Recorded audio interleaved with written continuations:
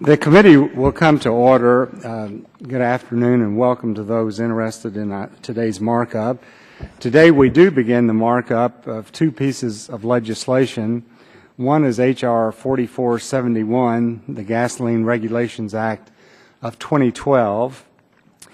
And the reason that we have this act, we all, first of all, are delighted that gasoline prices are going down. But there has been a plethora of regulations coming out of EPA. And with this legislation, we simply are asking that an interagency task force be formed to thoroughly analyze the impact that these regulations may have on gasoline prices. The second piece of legislation is H.R. 4480, the Strategic Energy Production Act of 2012. As you know, the Strategic Petroleum Reserve initially was established to be used in emergencies. And the last time that it was used, I think some 70 million barrels were taken out.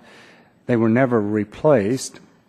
And this legislation would require that upon the first drawdown from the Strategic Petroleum Reserve, the Secretary of Energy, in consultation with the Secretaries of Agriculture, Interior, and Defense, must at least develop a plan to increase the percentage of federal lands leased for oil and gas exploration, development, and production. And of course, that plan, it would be required that it be consistent with a national energy policy to meet present and future energy needs of the United States. We recognize that these pieces of legislation are not going to be dramatic in changing things immediately. And as I said, we're glad gasoline prices are coming down, but we think it's imperative to look at regulations that may have an impact on increasing gasoline prices. And so I would urge all members to support these two pieces of legislation and would yield back the balance of my time. And at this time, I would like to recognize the ranking member of the Energy and Commerce Committee, Mr. Waxman of California, for his opening statement. Thank you very much, Mr. Chairman. Today we mark up two bills that contain the Republican response to gasoline prices. Chairman Whitfield told us all we need to know about these bills at the subcommittee markup. He said, quote, "There is nothing in our legislation that would in and of itself reduce gasoline prices," end quote. Well, we won't find any credible experts who would disagree with this assessment. Every expert at our hearings on gas prices, including the Republicans' own witnesses, told us that gasoline prices are driven by world oil prices. World oil prices have spiked with rising global demand, tensions in the Middle East, and tight supplies. Nothing in these bills will affect world oil prices. Republicans have two responses to high gasoline prices. First, they propose drilling for more oil. Yet every economist and oil market expert tells us that this will have no meaningful impact on world oil prices. And the best example of this is just to look north to Canada. Canadians drill plenty of oil. They are energy independent. They even export oil to us. But their gasoline prices go up and down in sync with ours because both are driven by world oil prices. The experts at the CBO, Congressional Budget Office, agree.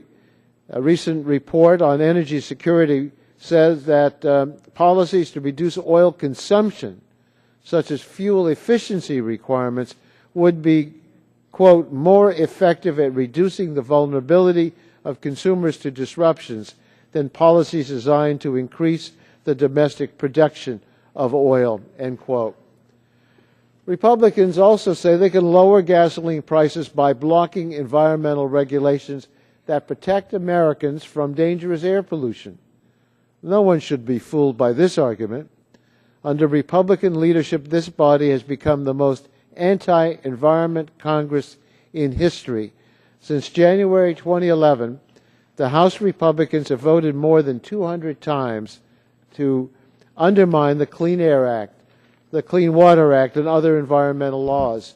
The premise of this legislation before us today is that high gas prices are caused by EPA regulations that haven't even been proposed. Well, that's a complete fantasy. That would be for me to say that the reason the gasoline prices have gone down in recent days is because of the Democratic alternative proposal, which has not yet been introduced. I think that would be laughable.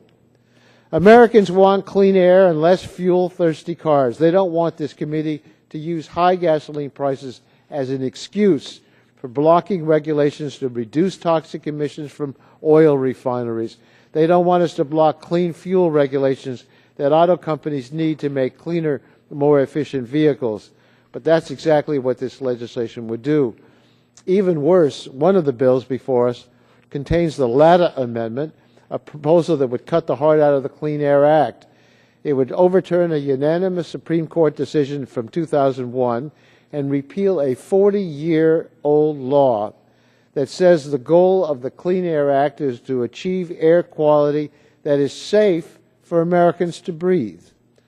While we can't control crude oil prices on the world market, we can follow CBO's advice and act to insulate ourselves from crude oil price fluctuations. And that's what exactly the President is trying to do. The best way to save money at the pump is to drive right by it. The Obama administration has issued strong new rules so that every year new vehicles will go even further between fill-ups. This puts money back in the consumers' pockets, and I think as energy efficiency since 1980 reduced the cost per mile driven by over 25%. This has been a big boost to the U.S., and we ought to continue along that path. Unlike increasing efficiency, producing more oil here won't protect consumers from gasoline prices. Oil production in the U.S. is the highest it's been in 8 years. The Obama administration is not shutting down drilling. Instead of supporting the President's initiatives to help consumers, the Republican-controlled House has done everything possible to frustrate them. This House has passed partisan legislation to prevent the administration from cutting tailpipe emissions. Their budget would decimate the funding for clean energy. Today's bills aren't really about lowering gasoline prices. They just use high gasoline prices as yet another rationale for advancing a profoundly anti-environmental agenda. Thank you, Mr. Chairman. This time I recognize the gentleman from Pennsylvania, Mr. Pitts, for 5 minutes for an opening statement. Thank the chairman, and thank you for scheduling this markup on H.R. 4471, the Gasoline Regulations Act of 2012, and on H.R. 4480, the Strategic Energy Production Act of 2012. I have taken countless meetings with my constituents where their number one concern is complying with the ever-expanding regulations coming out of the EPA. And these are small businesses. And instead of hiring new people or investing in new equipment, they're forced to sacrifice many precious hours and resources in complying with EPA regulations, many of which may have no actual effect on environmental protection. These compliance costs then bleed into the production cost and thus raising the overall price of energy for the consumer. And that's who gets hurt by these regulations.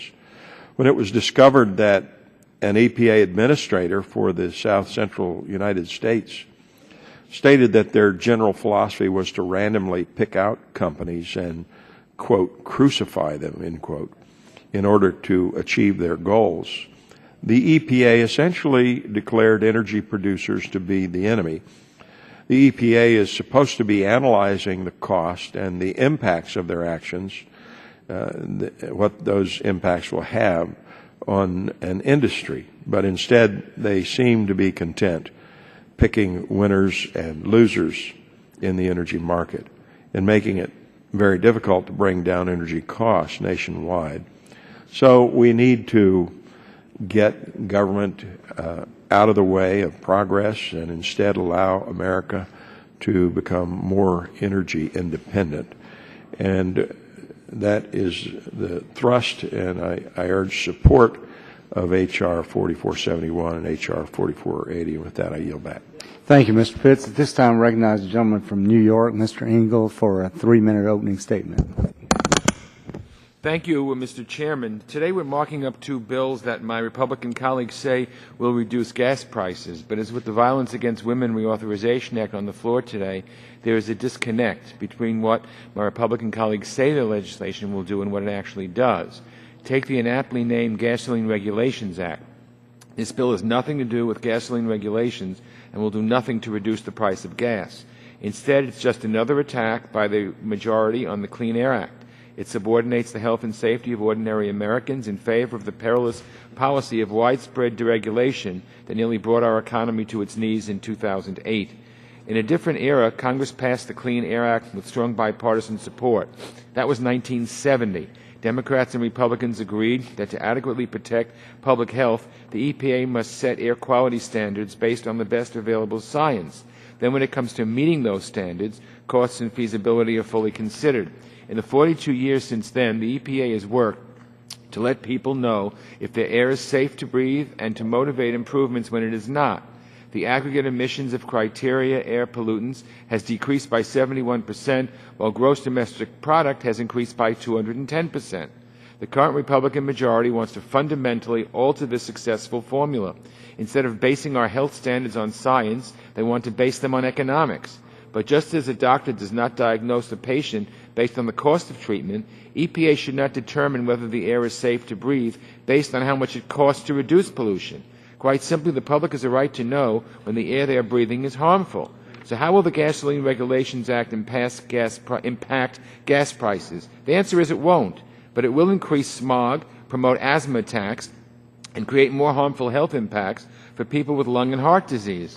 The Republican majority has misnamed this bill to find a problem that it can claim to solve with its dangerous philosophy of widespread deregulation. I urge my colleagues to have a no vote, and I think that we can better use our time in putting our heads together and making sure that the air that we breathe and the water that we drink and all other things are clean and pure, not to cut corners at health's expense because we claim we want to save a few bucks. And with that, I yield back, Mr. Chairman.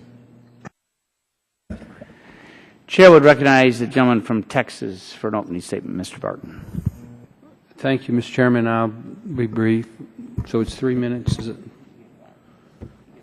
Okay, well, hopefully I'll give back some time. 3's good, 5's good, whatever, as soon as we get we'll let you get the clock fixed. All right. Mr. Chairman, I want to thank you, the full committee chairman, and also thank Subcommittee Chairman Whitfield for bringing the markup H.R. 4471 and H.R. 4480. We have almost unlimited supplies of energy in America if we only decide to develop those resources. Your first bill, the H.R. 4471, would require a cessation of any new regulations until certain studies were done to make sure that there was not a negative economic impact if those regulations went into place. I'm proud to say that at subcommittee, you and Subcommittee Chairman Whitfield accepted an amendment adding to the study a review of how use of natural gas for transportation purposes would impact the price of gasoline, and I appreciate the support on that.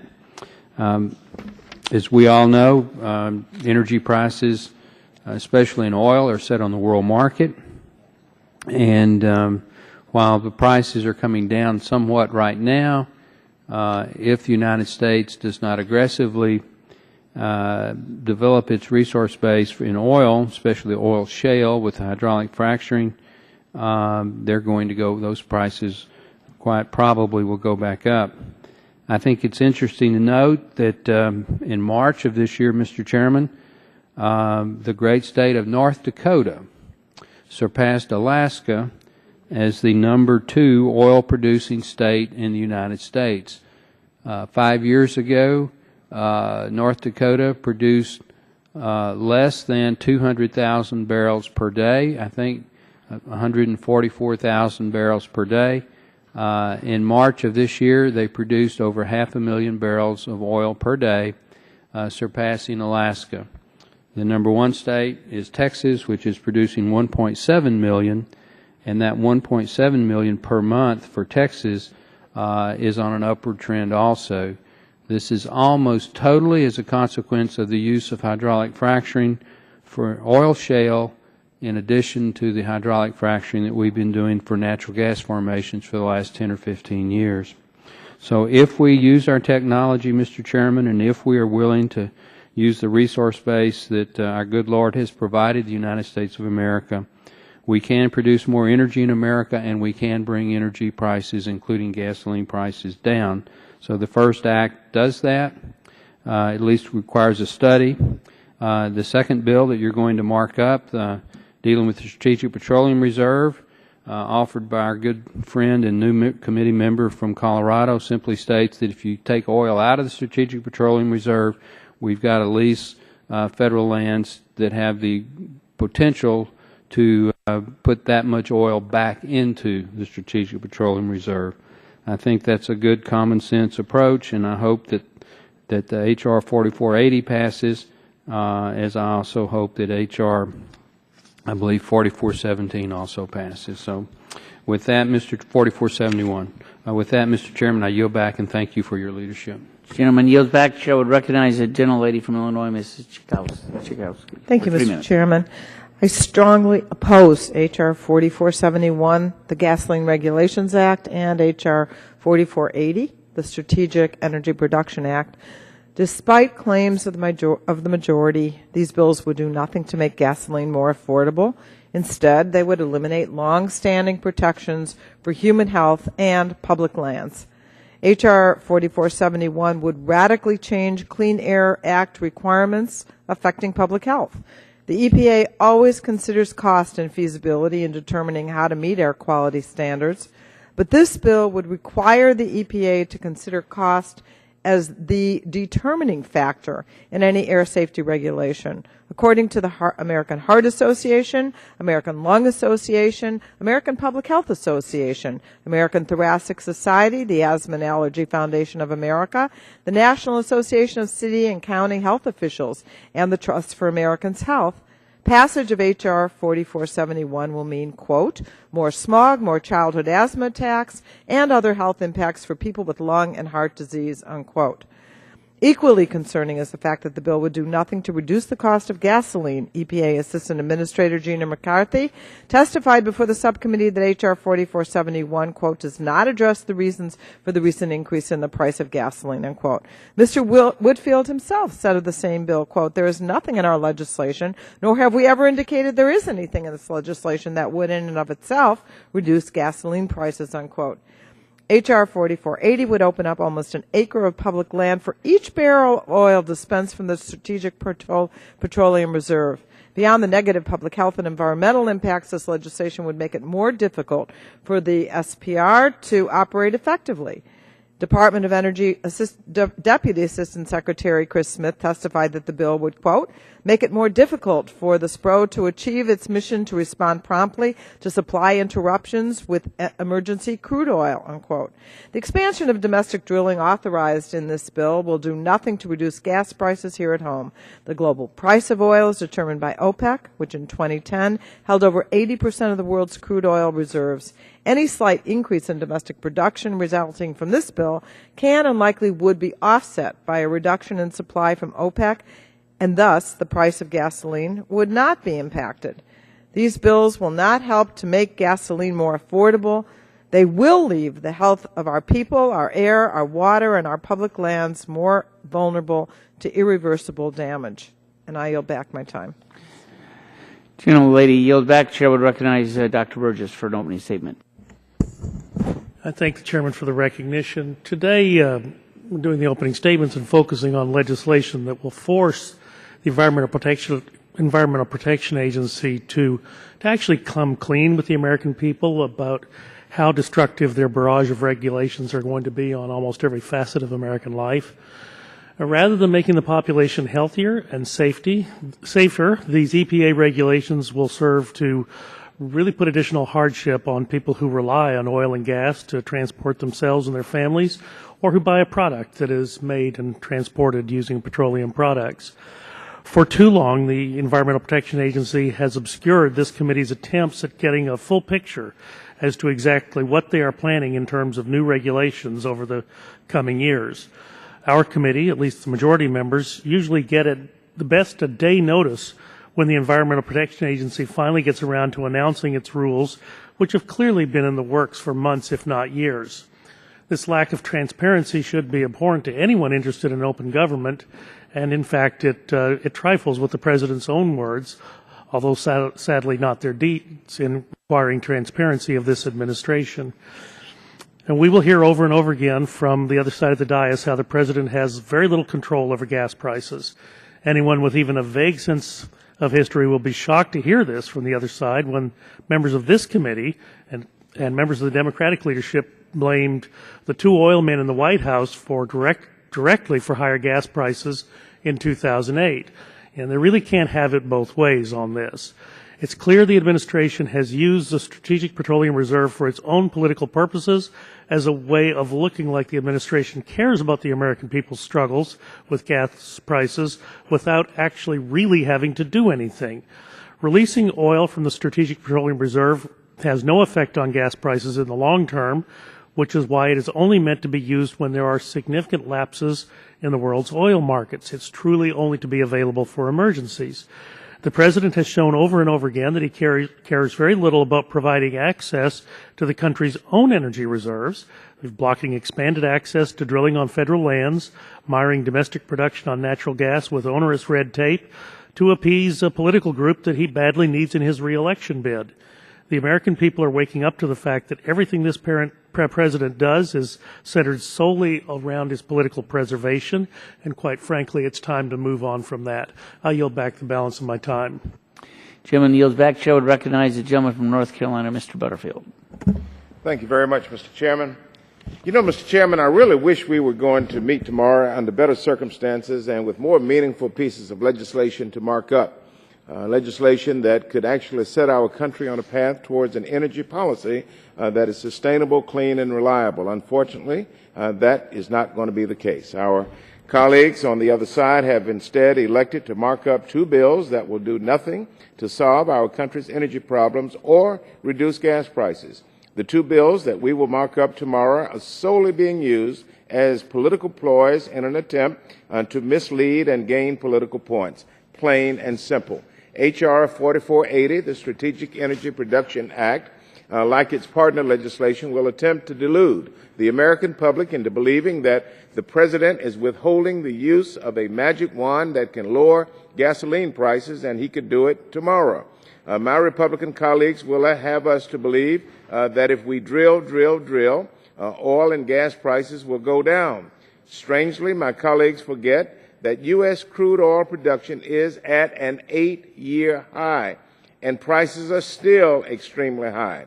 This flawed legislation only creates bureaucracy, endangers sensitive lands, and compromises our national security. Instead of working in a bipartisan fashion to bring about a new energy future for our country and address the serious energy issues facing our country, my Republican colleagues instead want to waste time with political games and showmanship. Mr. Chairman, I ask that my colleagues stop this and roll up their sleeves and work with us to get to work with their counterparts on the other side to make real and lasting changes to our nation's energy policy.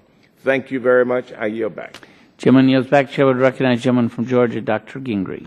Mr. Chairman, I want to thank you for calling this markup on two important pieces of legislation that reported out of the Energy and Power Subcommittee.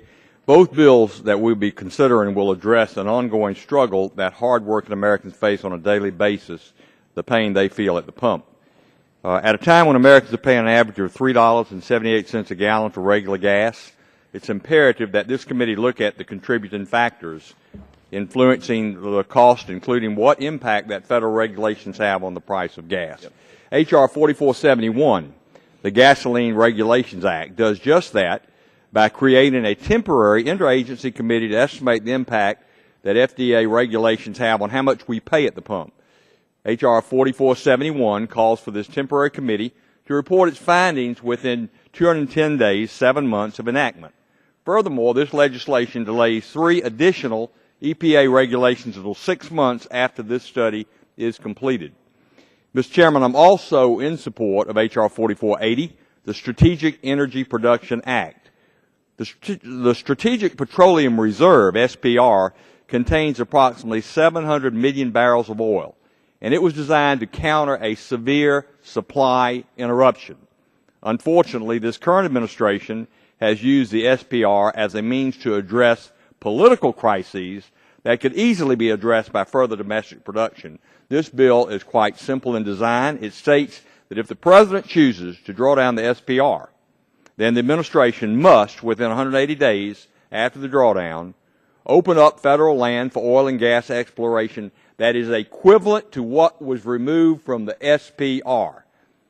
I find it to be disappointing that production on federal lands has already decreased 11% on President Obama's watch. This important bill reverses this course whenever the administration wishes to open up the SPR when the true need does not exist. Mr. Chairman, I believe that both bills under consideration during this markup are important steps in looking at the economic hardship facing our constituents due to the high price of gasoline. So I urge my colleagues on both sides, please support H.R. 4471 and H.R. 4480, and I yield back. Gentleman yields back. The Chair would recognize the distinguished gentleman from the great state of Michigan, Mr. Dingle, for an opening statement. Mr. Chairman, I thank you for your courtesy, and I appreciate your kindness to me. Like my colleagues on the committee, I remain concerned with the rising cost of gasoline. Gas is now about $3.79 in my district in southeast Michigan. However, I do not believe that the 2 bills that we have before us today are going to do anything to address these prices on the pump and to help consumers. Furthermore, I am also concerned that the supporters of these bills do not fully understand what the bills would or would not do and what their unintended consequences might be. At the Energy and Power Subcommittee markup last month, I noted that none of the rules or regulations to be studied by the new interagency committee created in the Gasoline Regulations Act have even been proposed by EPA. As my colleagues should know, when an agency like EPA does propose a rule, other agencies and departments already have the opportunity to submit comments during the interagency review process. This legislation would create a new level of bureaucracy that will waste money and further slow down the existing review process without adding anything to the result. The sponsor of the bill also acknowledged that his legislation will do nothing to lower gasoline prices. If we truly are concerned about high gasoline prices, why are we not then doing something that we know will address them? This legislation, in my view, is a wonderful misuse of the committee's time, when we should instead be crafting legislation to address prices before the summer travel season begins. The Strategic Energy Petroleum Act causes me still greater concern. At the subcommittee markup, the majority staff confirmed that the wildlife refuge areas and other public lands would be eligible for oil and gas exploration should this become law. That includes the National Wildlife Refuge, the Arctic National Wildlife Refuge, and areas in the Great Lakes, the Florida Everglades, the Mississippi River, and the Rocky Mountains. It could also include the Arlington National Cemetery, Indian reservations, or military installations such as Fort Benning, where I served in World War II. Land management policies have been put in place to benefit the people of the country. Hunters, outdoorsmen, conservationists, and persons concerned about migratory birds and wildlife habitat. As an outdoorsman, hunter, and conservationist myself, I find it hard to support a blank check that would allow for drilling in these extremely sensitive areas. I think my colleagues and I would be better served using our time for other purposes, and I would hope that we would do so. Mr. Chairman, I thank you for your courtesy to me. Thank you. Chair would recognize the gentleman from Colorado, Mr. Gardner, for an opening statement. Thank you, Mr. Chairman, for the opportunity to speak on my bill, H.R. 4480, the Strategic Energy Production Act. We have an opportunity here today and in the coming weeks with this bill to educate the public about what exactly is going on when it comes to our energy policy. The majority of Americans, I believe, would be surprised to learn that our government doesn't have a mechanism in place to immediately address supply shortages. Apart from tapping into our reserves, should there be a severe natural disaster or supply disruption. Sadly, our world isn't getting any safer, and the likelihood that our reserves will need to be tapped only grows. If such a tragedy does occur, isn't it prudent to ensure that we have the ability to quickly find ways to explore and drill for resources available right here in our own country? Mr. Chairman, this bill is simple. It says that if the President decides to draw down oil from the Strategic Petroleum Reserve, a plan must be put in place to increase leases on federal lands so more production can occur, thus reducing future reliance on our emergency reserves and ultimately foreign oil. If our nation is forced to deal with the supply shortage through no fault of our own, we should do everything in our power to address it and prepare ourselves for a future occurrence. We should not simply rely on a politically expedient action to bring down gas prices during an election year. It's not responsible and it's not lasting. It's a quick political fix to a long-term problem. Multiple witnesses have stated before this committee that increasing supply will impact price, including the Secretary of Energy. I also want to reiterate that this bill does nothing to impede the President's ability to tap the Strategic Petroleum Reserve. Should the President believe there is a situation that warrants drawing down our reserves, this bill will not stand in his way. I would, however, remind the administration of the reasons we are tapping the reserves in the first place, a supply shortage. And what should we do as a long-term solution to address that? Allow more access to federal land. Further, nothing in this bill changes current law with regard to where a company can drill or where a company cannot drill. If an area is off limits drilling today, it is off limits drilling tomorrow under this bill. My colleagues on the other side might suggest that this bill will require drilling in areas that have not been drilled in before, but that is simply incorrect. That is not the case. With only 3% of all public land now leased for oil and gas production, we have an incredible opportunity to responsibly utilize the vast resources on our federal lands. Mr. Chairman, we need good policy, not politics. Thank you, Mr. Chairman. I yield back my time. Chair would recognize the gentleman from Georgia, Mr. Barrow, for 3 minutes. Thank you, Mr. Chairman. Mr. Chairman, I'm proud to be a co-sponsor of H.R. 4471, the Gasoline Regulations Act. The price of gas is among the most important issues to my constituents. It hurts them in the pocketbook, and it's a drag on the economy as a whole. A recent report indicates that for every penny the price of a gallon of gas goes up, consumer spending power is reduced by $1 billion over the course of a year. Much of that money ends up going overseas to the people we depend on for oil.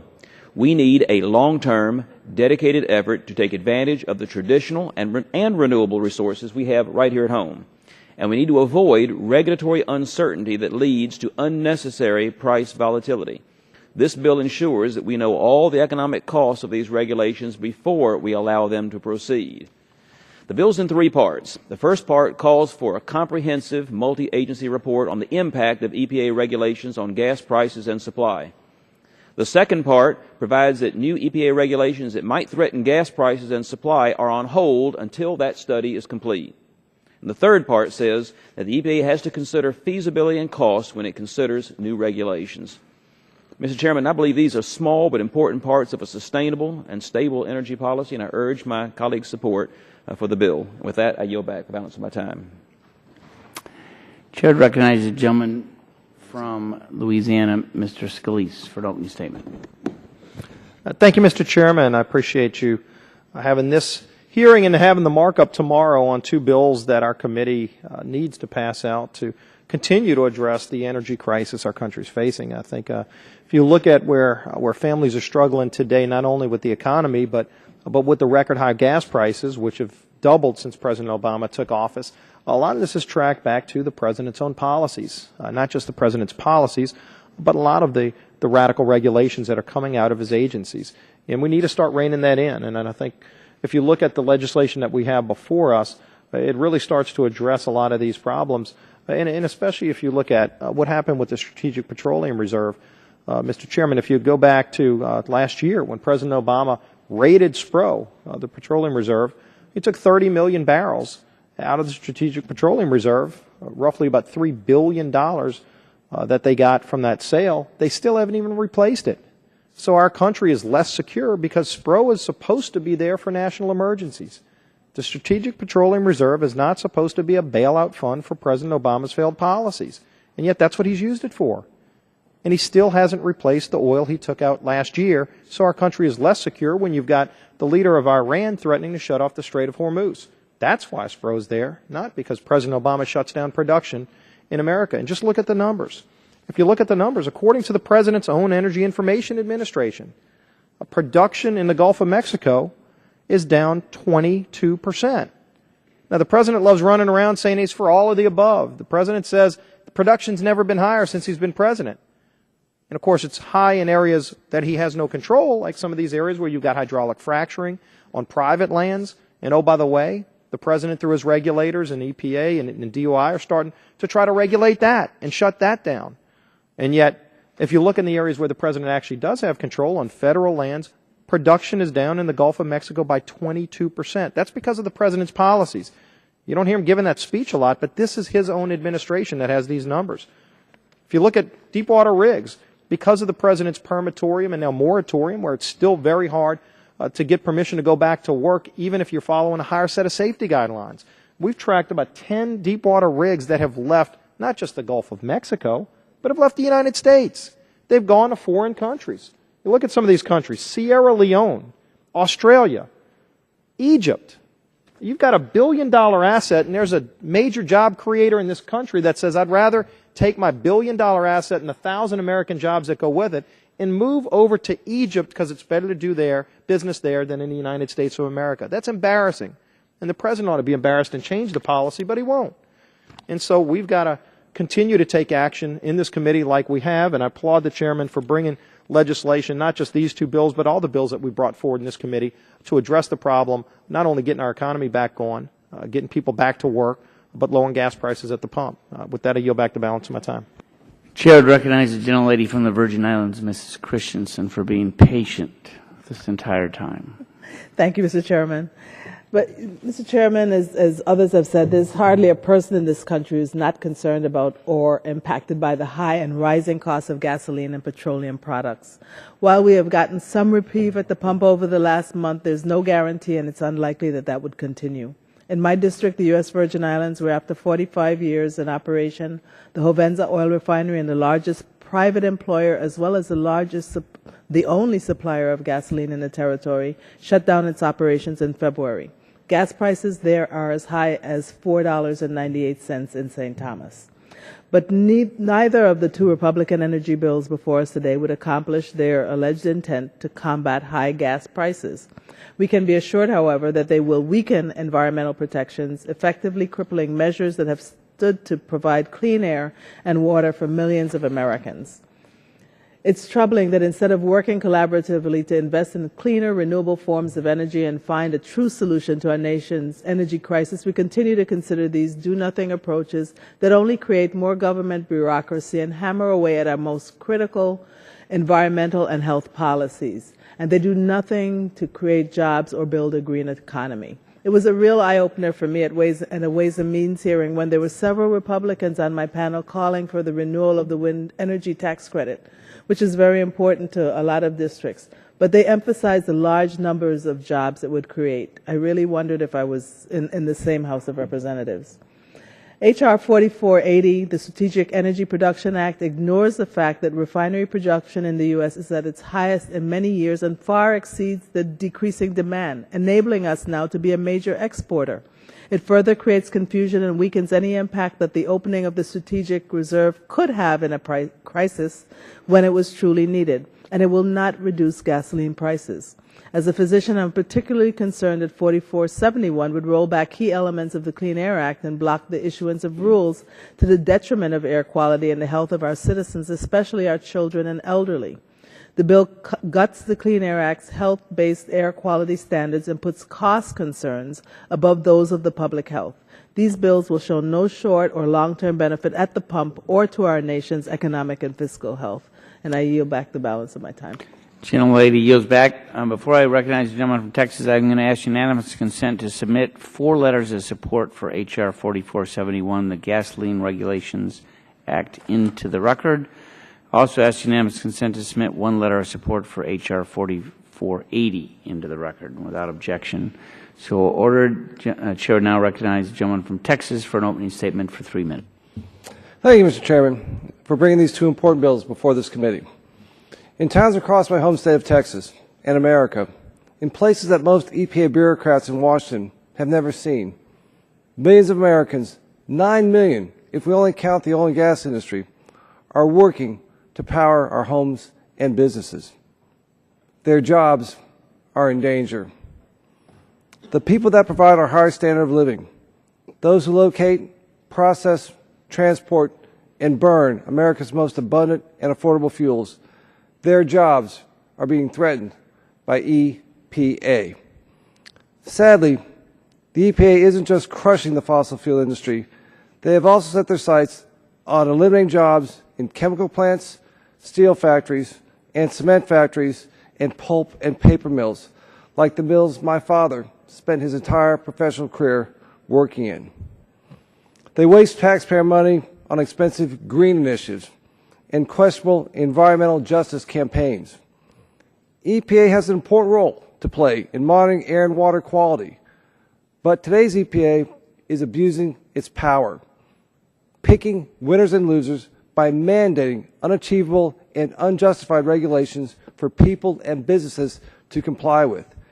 It's time for EPA to slow down and take into consideration the job impacts of their proposed rules and the damage it will do to our economy, especially low-income communities.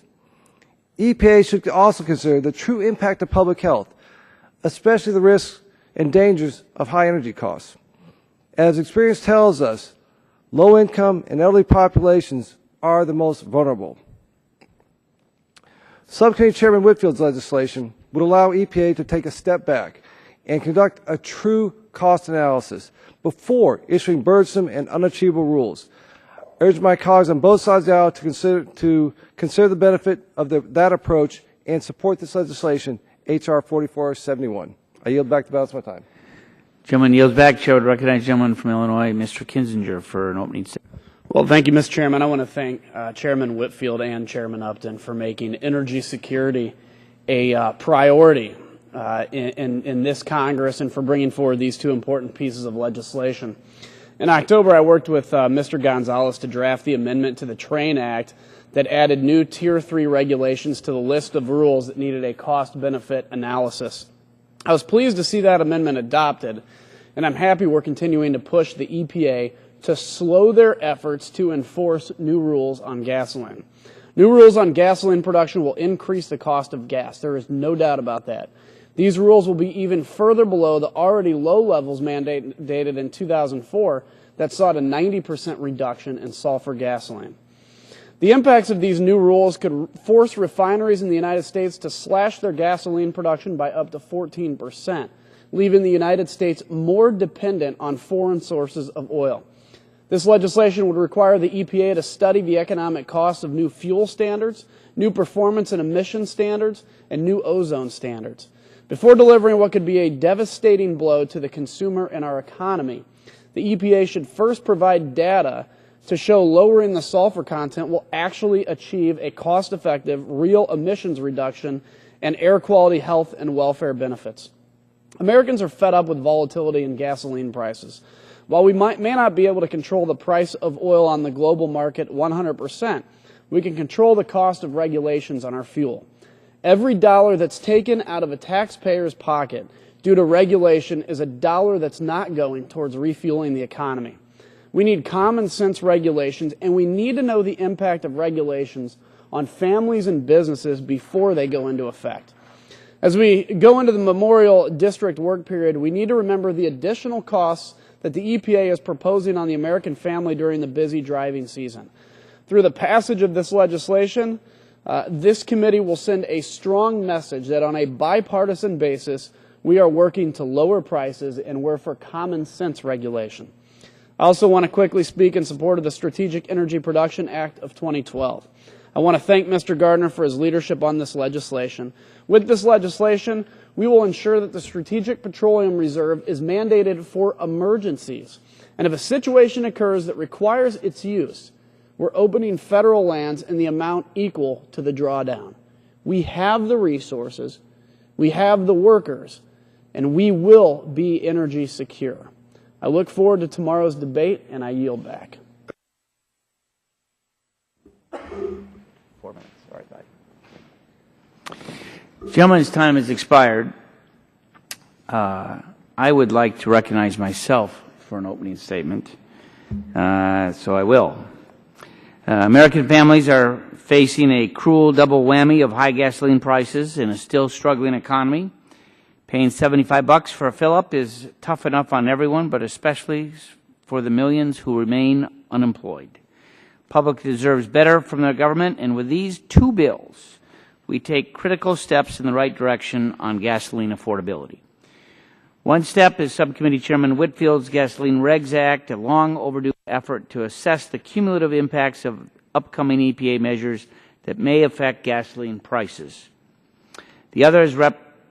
Gardner's Strategic Energy Production Act, which requires the administration to begin unlocking more oil-rich federal lands in response to any drawdown from the Strategic Petroleum Reserve. These two common sense and bipartisan measures deserve everyone's support. There's no question that regs add to the price of gasoline, but just how much is not something that we know for sure. EPA rarely looks at the cumulative impact of its actions, which is of particular significance now that the agency is about to embark on a wave of new measures impacting refiners.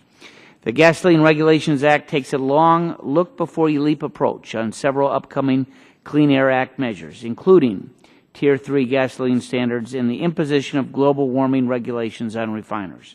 In addition to requiring an interagency study of the impact on gasoline prices, the bill also requires an analysis of other factors, such as the effect on refinery closures, which is of particular interest now that we're seeing a number of East Coast refineries potentially shutting their doors.